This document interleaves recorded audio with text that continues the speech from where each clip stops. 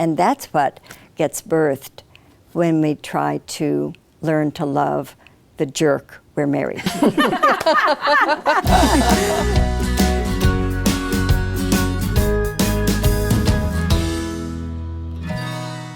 When Harville and I met, I had been a school teacher, a high school teacher, and then experienced a divorce, met Harville, and but was in a counseling psych master's program. And I was just about at the end, and he was beginning to talk about why do couples fight. And so as he began to work on the childhood wound theory, and you said, okay, it needs a name, and I'm going to call it Imago, that the combination of positive and negative caretakers that everyone has inside, I'm going to call it the Imago. And I said to you, that is so brilliant, and I think you're halfway down, because if you go a little farther down, there is, I think, an Imago Dei. And I thought it was interesting he used that term Imago, because in the Judeo and Christian traditions, it talks about we all have an image of God inside of us. And it is that image of our caretakers that has defeated us in childhood. If we dig down deeper, we tap into the image of God within us that can then stand up and try to heal our partner who is suffering from their childhood wound.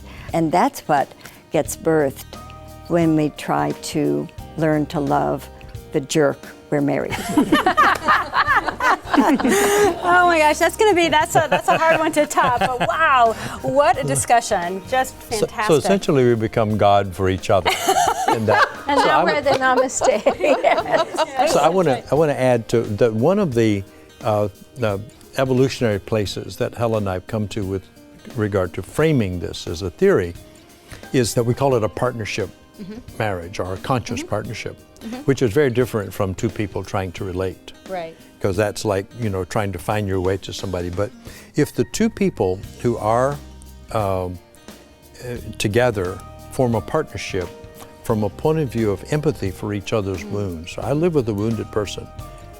She lives with a wounded person. If we have empathy for that, and we become partners in the project of meeting each other's unmet childhood needs, that's very different from I'm going to meet your needs.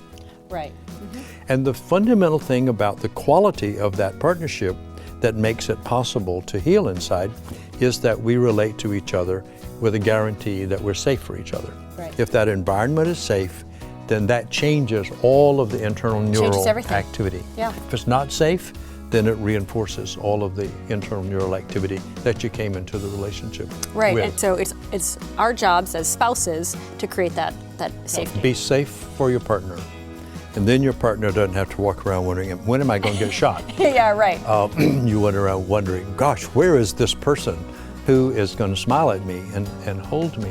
And this is the thing about culture. Right. Culture doesn't have the data available for couples to know this is going to happen. Right.